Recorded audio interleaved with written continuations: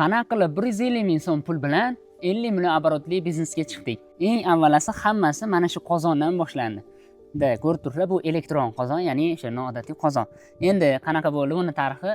Birinchi navbatda bizda hech qanaqa pul yo'q. Xitoyda uncha-muncha zakaz qilishni o'rgangan edik. Zakaz qilib olib kelib, mayda-chuyda narsalar olib kelib turardik. Bu biznes bizani oilaviy biznes, ya'ni mana shu qozonni ayolim zakaz qilgan. Birinchi navbatda buni shunchaki reklama qilganmiz, oddiygina qilib. Bu videoni o'zi 35 mingta prosmotr bo'lgan. Bizga o'sha payt 35 ming prosmotr wow edi. Keyin uni orqasidan so'rovlar bo'lishni boshladi. Ya'ni mana shu qozonni bizga ham olib kelib bering degan. Endi bizda bir dona qozon bor. Bu qozonni berib yuboradigan bo'lsa, sotib yuboradigan bo'lsa, reklama qilishi qo'limizda hech nima bo'lmaydi. Chunki Xitoydan zakaz qilingan narxda 25 kunda kelardi. Bu yoqda nima qildik? 50% to'lovni oldindan olib zakaz qilishga o'tdik. Chunki qo'limizda bir sim yo'q. Eng qizig'i bu biznesni uyda o'tirib, misol uchun hech nima ish qilmaydigan odam ham qilsa bo'ladi, yoki davlat ishida ishlaydigan odam, yoki nimadir boshqa soha bilan ishlaydigan odam ham qilsa bo'ladi. Chunki bu mana ayolim uyda o'tirib o'zi ishlayman deb kuydirgan edi.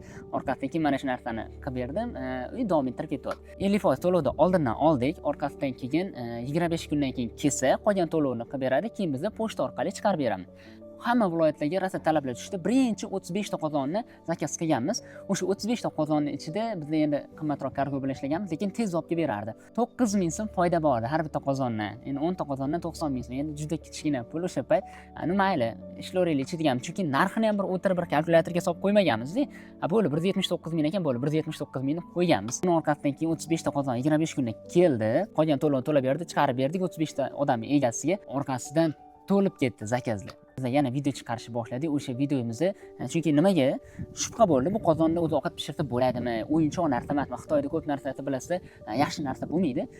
Biz ham buni ochib berdik. Ya'ni mana shu narsa haqiqatan o'sha mantiqli shu ovqat qilish, haqiqatan odam ishlasa bo'ladi degan narsani ochib berdik. Chunki yangi ko'chganlarga, viloyatda yashaydiganlarga rosa kerakli narsa.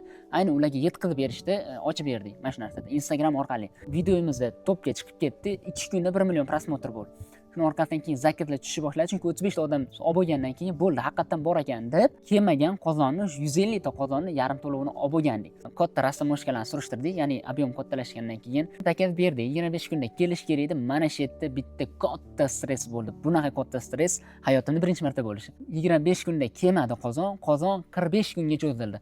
Endi bu yoqda gruppamiz bordi, gruppaga rosa odamlar o'tgan edi. Ochiq gruppa, hamma xohlagan narsasini bemalol yoza oladi. To'polon bo'lib ketdi, sizlar firibgarlar, sizlar undaylar, odamlarni aldayaplar. Bir to'polonlar bo'lib ketdi, ana shu yerda katta stress bo'ldi. Lekin shunga yarasha tushunadigan odamlar ham bor, baribir yaxshi odamlar ham bo'ldi. Telefon qilib 10-15 minutlab dalda bergan opalar bo'ldi. Yangi boshlagan ekansiz, Xudo kuch-quvvat bersin, bo'ladi shunaqa biznesda deb dalda berganlar ham bo'ldi o'sha paytda. 45 kun o'tib qozonlar keldi, o'sha qozonlarni birinchi tarqatib bo'ldik. O'sha vaqt o'zida ham 150 ta zakaz olib bo'lgan bo'lsa, 50% olib bo'lgan bo'lsa, shunda ham hali shunaqa cho'zilsa ham yangi zakazlar tushib turardi. Ya'ni 50% to'lovini to'lashib o'tib. Birinchi 150 tani tarqatdik, uni orqasidan qariyki yana 100 ta bizda oshiqcha qozon yetkazib berishimiz kerak edi. Uni ham vaqti to'g'ri kelib qo'yatdi. Mana shu yerda katta stress bo'ldi. Mana shu joyda agar ko'pchilik bo'lganda balki tashab ketishi ham mumkin. Sabr kerak, bu yoqda stress bo'ladi, boshqa bo'ladi, har xil bir shaxsiyatga tegadigan gaplar bo'ladi. Undan tashqari hazilakam gap yo'q emas. Bu yoqda men hozir ayta olmayman bu narsani videoda. O'sha narsaga ham chidadik. Mana hozirgi vaqtga kelib, endi qozonlarni nalichiga olib chiqib oldik. Yana qanaqa bo'ldi? Misol uchun oldin pulimiz bo'lmagani uchun 50% oldindan olayotgan bo'lsak, foydalarni kiritib, keyin assortimentni kengaytirdik. Mana assortimentni misol uchun hozirgi vaqtda 6 xil assortiment qilib oldik. 6 xil assortimentda misol 5 tasi nalichiga chiqqanda zakaz qiladi, to'lov qiladi, chiqib ketaveradi pochtadan.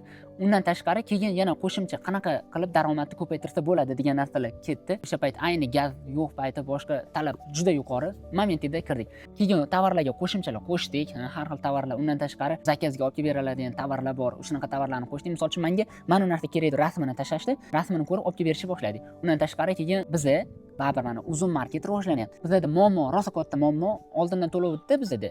Oldindan to'lov qiladi, keyin chiqib ketadi. Oldindan to'lov qila olmayman, ishonchli emas degan narsalar ko'p bo'ldi. Tahlil qildik bu narsani. Undan tashqari bo'lib to'lashga berasizmi degan savollar ko'paydi. Ana o'sha yerda bizda o'sha yechim nima edi? Uzun market xayolga keldi. Chunki uzun market ancha rivojlanib qolgan, hamma joylarda o'sha bor punktlari.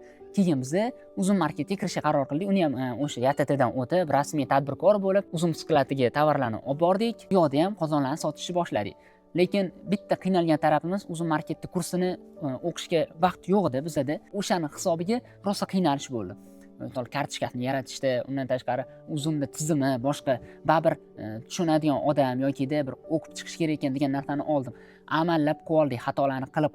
Chunki xato qilinar ekan, xohlasa xohlamasa har bir tadbirkor xato qilar ekan. Faqat bitta xatoni boshqa qilmasa bo'ldi. Uzum marketda tovarlar bor, u yoqdan daromad keladi. Undan tashqari bu yoqda ham misol uchun pochta orqali chiqaryapmiz. Ikkita yo'nalish, Uzum marketdan bu yoqdan. Mana endilikda xudo xolasa Yandex marketga kirishni ham yo'lini qo'yamiz. Har xil joydan sotuvlar, ya'ni ayni mana shu elektron qozonlar, undan tashqari oshxona buyumlar yo'nalishini tanladik. Xullas boshida 150 ming so'm pulimiz bo'lgan, ob'yomni kengaytirganmiz. Misol uchun qozonni foydasini ko'paytirib, ya'ni har xil yo'llar, rastamoshkani arzonroq yo'llari, katta ob'yomga chiqqandan keyin arzonroq keladigan yo'llarni topib, mana hozirgi kungacha hozirgi vaqtda o'zida 50-60 million oborot har oyda ishlab kelyapmiz. Men hozir umumiy gapirib o'tdim. Misol uchun qanaqa etapda boshlangan, nima yo'llar bosib o'tildi, hozir qanaqa vaziyat. O'sha narsani qisqa yoritib berdim. Lekin bu narsani xohlagan odam bemalol qilishi mumkin. Misol uchun uyda o'tirgan, oyligi baribir ko'pchiligimizda davlat ishida ishlaymiz.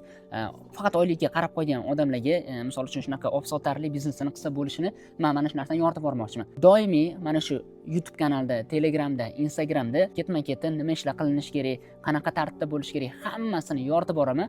Sizlar obuna bo'lib kuzatib boringlar. Xudo xolasa, oddiy mana jaydari, men ham oddiy tumanda yashaydigan odamman. Misol uchun uyda turib oilaviy mana shu biznesni qilganmiz. Misol mana orqada molam turibdi, to'g'risi. Tabiiy oddiy odammiz biz ham, hamma qatori. Oddiy odam ham tadbirkor bo'lishini isbotladim va mana shu narsani hamma qila olishini yoritib bormoqchiman. Bitta Xitoydan olib kelish shart emas. Misol uchun o'zimizdan O'rizordan olib kelib ham tovar sotib foyda qilish mumkin. Bu narsani doimiy ketma-ketlik jarayonlarda yoritib boraman. Obuna bo'lib kuzatib boring.